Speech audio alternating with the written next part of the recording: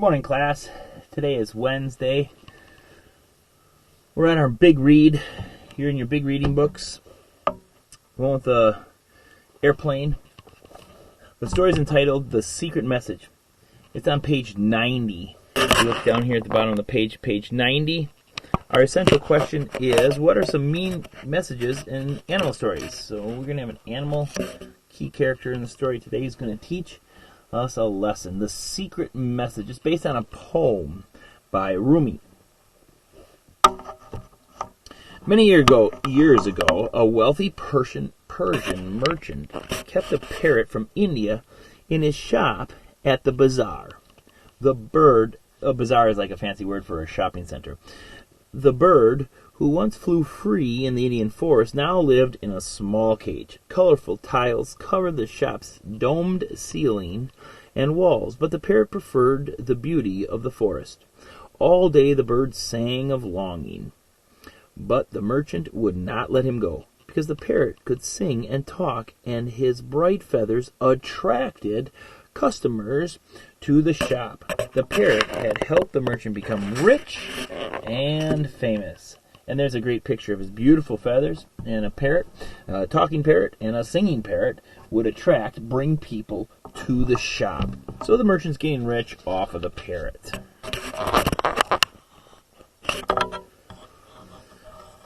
One day, a group of wealthy traders walked by. Their sparkling cloaks reminded the parrot of the forest stars, and he called out to them. Enchanted by the bird, the traders entered the shop. Once inside, they purchased all the merchant's goods. The merchant's reward the parrot was a large golden cage. Now notice he's in a stinky little cage here, and the merchant's going to give him a big cage because he helped them sell everything. That night at home, the merchant announced, "I'm going to India to buy more goods for my shop." Everyone wanted something from India. The cook asked for extraordinary spices. The merchant's daughter asked for dazzling silk robes, and his wife requested brilliant jewels. The merchant promised to buy all the gifts. Before he left on his trip, the merchant asked the parrot if he wanted anything from the place that had been his home. An exotic flower or a silver cup, perhaps? "I don't want any gifts," the parrot said with a sigh. "But when you pass through the forest and see other parrots like me flying free, tell them that I live far away. Tell them I miss flying with them. I miss their sweet voices. I miss the smell of the trees." The merchant interrupted, "But parrot, you live inside this wonderful golden cage with 3 swings. "You're right," said the parrot. "Tell them about the cage." And I read it like that because you think the parrot really wants his friends to know he's stuck in a cage. You tell him about this cage." "Oh, I will," said the merchant. Like if he actually thought that the merchant would tell them and that they would be excited about living in a cage. One of our objectives this week was to ask and answer questions. Why does the merchant keep the parrot in a cage? Well, I think we have that answer, right?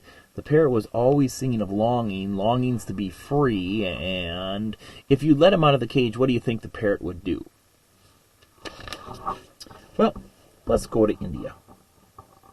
Here's a picture of him on his camel traveling. On the Silk Road, the caravan trudged over dry sand dunes, passed through steep green valleys, and braved dangerously narrow mountain paths. After a long journey, the travelers crossed the Indus River. At the city gate of Gilgit, they saw temple dancers, monkeys, elephants, and cows enjoying a river festival. When they noticed the yogis, who stayed calm in twisted poses, they knew they had arrived in India. Now you gotta look carefully at the picture. Here's the yogist, a man who does yoga. He's got one foot behind his head. He's balancing on his hands, and wow, I don't know if I could bend like that. After the merchant made his purchase for the shop, he found brilliant jewelry for his wife and sent men to the far corners of the market to buy rare spices for the cook. At the silk market, the merchant could not make up his mind. Fabrics waved on display, in a carnival of colors. Finally, the merchant picked a soft shade of pink with small red flowers and bold blue fabric with a yellow leaf pattern for his daughter.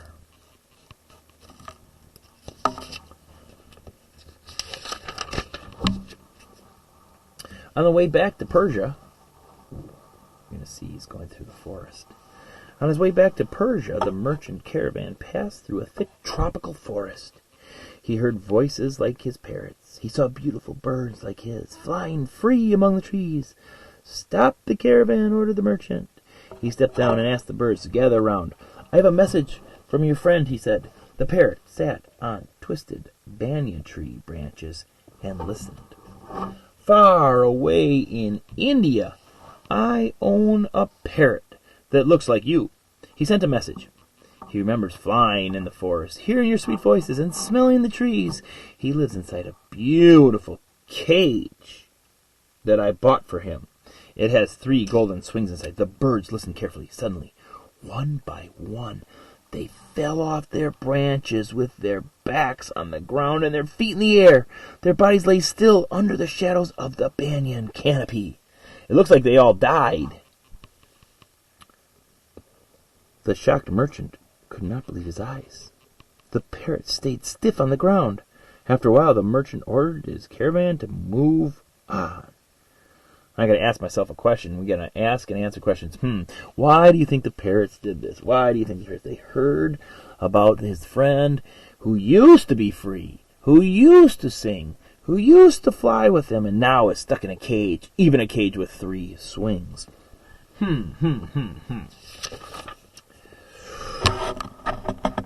Oops. There's his wife and daughter and the cook, and they all got what they want. Once he was back in Persia, the merchant family and friends celebrated his arrival with delicious food prepared by the cook, using his new Indian spices. Dancers paraded in the courtyard to tambourine and harp as the merchant told tall tales about his journey. He left out the part about the parrots in the forest. At his shop, the merchant busied himself with storing all the new goods. He avoided the parrot.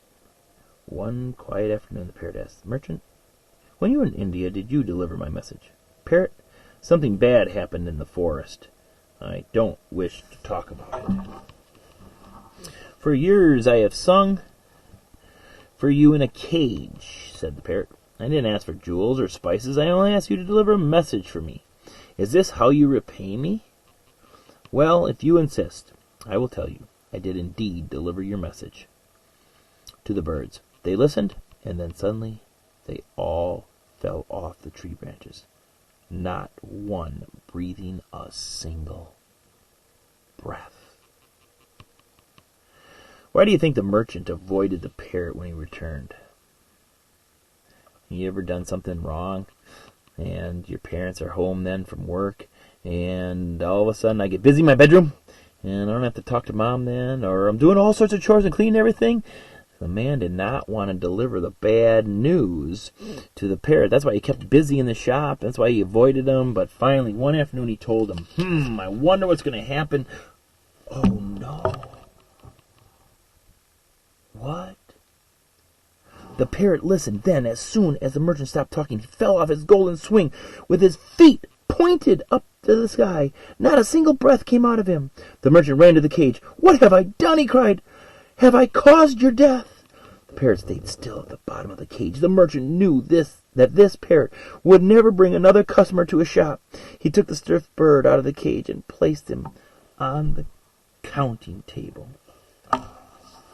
"Dad, look at how sad the merchant looks." In an instant, the parrot fluttered his wings and soared up to the shop's dome ceiling. "You're alive," the merchant said. "More alive than ever. Merchant, thank you to the message from my friends in India." Then the parrot flew away through the hole in the dome ceiling and all the way to India to fly free among his friends. What a magnificent ceiling. He has a dome ceiling. It's got a hole in the middle, and he flies away. It says, reread, "Why does the parrot feel more alive than ever?" Well, obviously, because he's free. His friends had told him a secret message, which was the title of our story, The Secret Message. And I thought it was the message that the parrot was sending to his friends in the forest. No, when the forest friends all died on the ground, they were sending a message back. Fake your death, and he'll take you out of the cage, and then you can fly free. About the author and illustrator, this is, I think it's Mina Javerben, would rather read than do anything else in the whole world. But she also enjoys eating, talking, and writing. As a child, she filled journals and diaries with songs, poems, and stories. The Secret Message is based on a bedtime story her father told her when she was growing up in Iran. Years later, when I studied Persian literature, says Mina, I discovered my favorite bedtime story was actually an ancient poem. So this story was based on an ancient poem, and I thought that was pretty cool. All right, guys, stay tuned for the second video where we get a chance to take a look at our work for today.